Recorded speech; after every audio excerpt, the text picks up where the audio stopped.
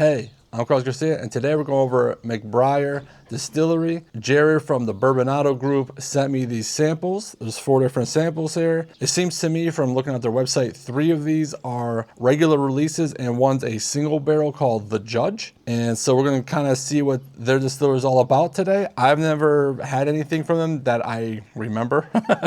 And obviously I'm not at home. I'm still in Portugal recording this video. Obviously by the time you guys see this, probably Monday, I'll be back in America. So hopefully by then I have responded to comments. It has been completely crazy. Over here somewhere, there should be some kind of crane. And that's my house. I think it's right there. I can't see on my little camera here, but that's my house being built back there.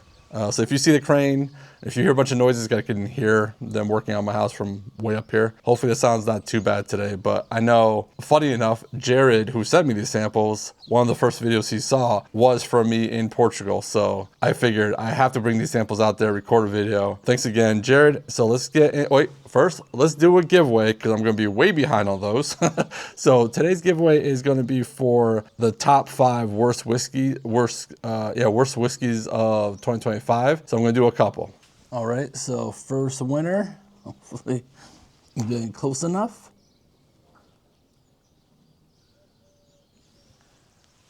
Robert Nygaard, Lucky Duck. Second winner, Travis Morita. And third winner is Irving Larry. All right, so let's get into the nose, and I might be moving the glasses around to keep them in the shade because it is cloudy today, but the sun is poking through. So let me start with, I switched the glasses around because I know I was supposed to start with the B. So, and I usually start from my right-hand side for you guys. So let's get into nose on the Bourbon Junkies glass.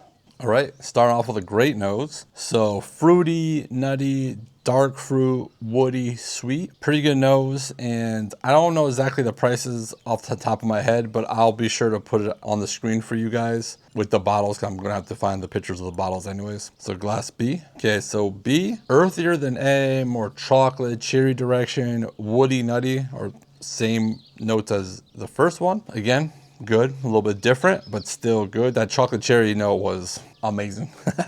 Let's go to C. Okay, the nose on C was more muted overall. I even went back to A and B kind of just to see if I was going to get anything more out of C, and it just opened up more on A and B. So more muted, dusty, woody, nutty note, which that woody, nutty note I'm getting on A and B anyways, but I'm not getting the extra fruit or chocolates or anything that I was getting on those. C, a little bit more muted than the other ones. Let's go to D. All right, D on the nose, more of that earthy tones again, yogurt, that woody, nutty note that I've been getting on all of these, and some dark fruit. The only nose that really didn't give me too much was C, but let's go to the palates because this is probably the first bourbon I've had in a few days. I've had a few scotches every night, and I am recording this on my last day here, and I had Jameson last night for St. Patrick's Day, Jameson Black. It was either that or regular Jameson, so I wanted to drink some Irish whiskey, and that was my options. So let's drink some bourbon today. A palate on A. All right, like I was saying, it is the first bourbon. It's also probably the highest proof thing I've had in a week. And I know there's a couple that are 100 in here, up to I think like 116. Most of the stuff I've been drinking lately is 40%. So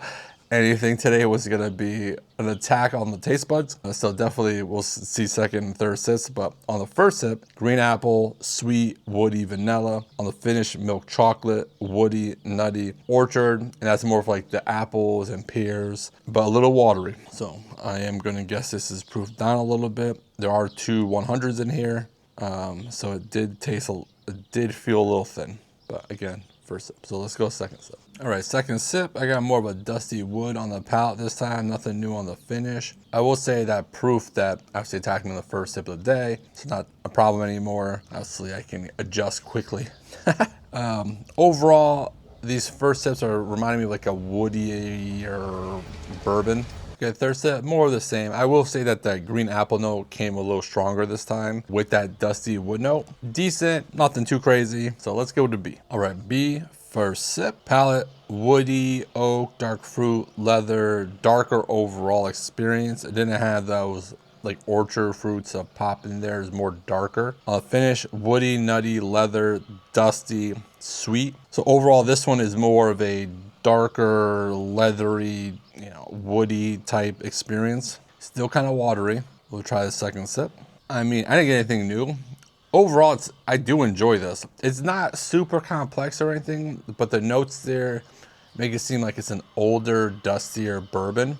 And there's a couple other notes in there that kind of make it a little bit more complex, but overall it's kind of that profile. All right, a couple of new notes here. I got vanilla on the palate, peanut butter on the finish, the finish was already nutty, kind of just made it the sweet, nutty peanut butter. Overall, I do like this one over A, just because of the overall experience with it, but not too much more. Put scores down just to help me out at the end. So let's go to C. All right, this one's interesting because it's good, but there's a note in here I don't think a lot of people are gonna like that much, but it's not overbearing, so we'll see. And we'll see how it does on the second and third sip. Get on the palate, brighter than the first two. Pencil lead, and that's the note I was talking about. I'm sure a lot of people think that's off-putting. I think it's off-putting. It's not one of my favorite notes, but it wasn't strong enough for me to be like, ugh, but I did get it. Red fruits, woody, dusty. Again, that's still that theme of that woody, dusty note. On the finish, red fruits, vanilla, oak, woody, red Jolly Rancher, which I'm sure the Bourbonado group would love to hear that.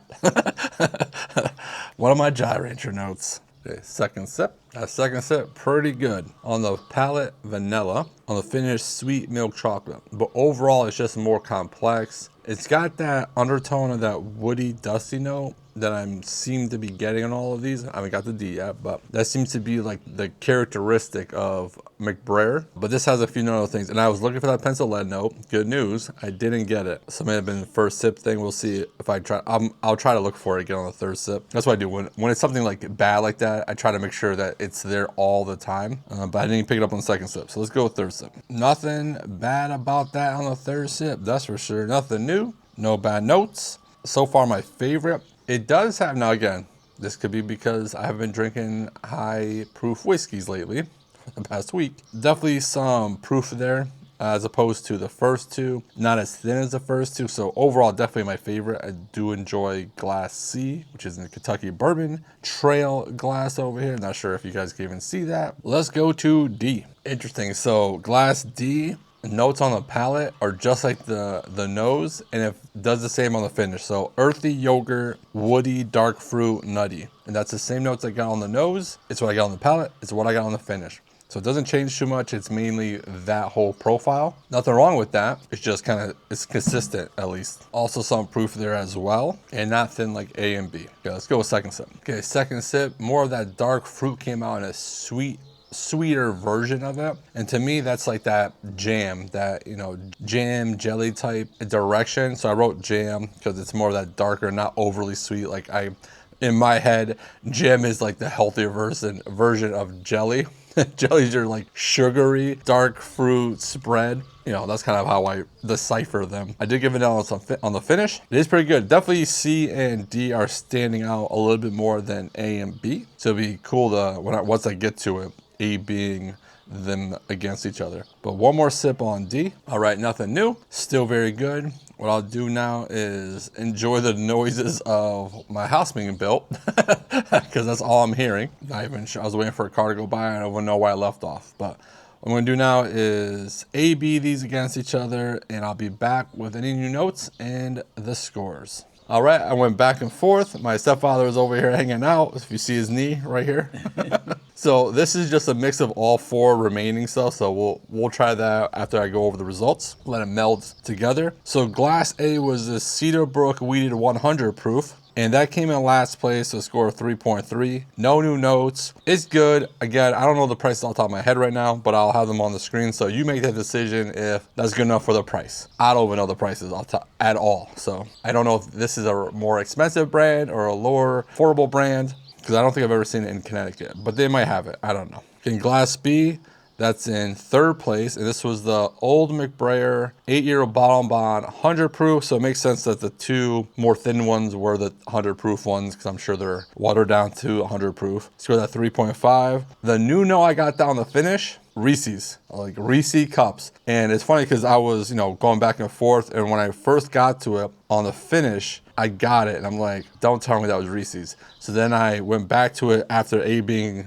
C and D, went back to it and I got it again. So who doesn't like Reese's? Don't tell me. Don't tell me you don't like Reese's, because I don't want to call you a communist or a terrorist in the comment section. So then it came down to C and D, which it was coming down to C and D, going through it to begin with anyways. D came in second place, and this is the Cedar Brook Weeded Single Barrel 116 proof, which makes sense, it's the highest proof, because it tastes the highest proof. And my favorite, which had the worst nose, I will say that, it was the muted nose, is the McBrayer The Judge Batch 5 106.8 proof. So I don't know if the Judge, because it says Batch 5, I don't know if that's something that they do all the time. When I looked on the website, I noticed that I didn't see the Judge, but maybe I missed that. Maybe they called it something else, not sure. But you tell me in the comment section. I'm sure Jerry's gonna be in the comment section explaining all this to me. That is today's results. Let me see what this all four of them put together tastes like. So I know it was a lot of vanillas, which wasn't that strong before, but a lot of vanillas and red fruit. Still that woody, oaky, dusty note. Try the palate. I mean, if you got all four of these, mix them, because that was phenomenal. Jared, I know you got all four of these, and they're about equal amount left in the glasses to do this mix. You're getting everything, all the notes combined. It's not muting each other. It's more bright. You're getting that like Reese's kind of note on the finish. Just saying. I usually don't mix my bourbons all together at the end like this, but I was like, oh, let me just throw this all in one cup so I can go wash these other ones. And that was a good mix. So if you got all four, just to make this like maybe 1 ounce, half ounce thing here, there was a little bit of each one. Try it out, check it out for yourself. But that's that. That's today's review. And I'll be back in America tonight. I literally have to go pack after this video, eat some food, and get on the road to the airport. But I've been doing a lot of stuff with the house here in Portugal. So if you want to see videos about that, because I did film the whole house, definitely leave it in a comment, and I'll probably do a video about, you know, building a house in Portugal. So don't do it stupid, and if you do, don't get caught. Bye.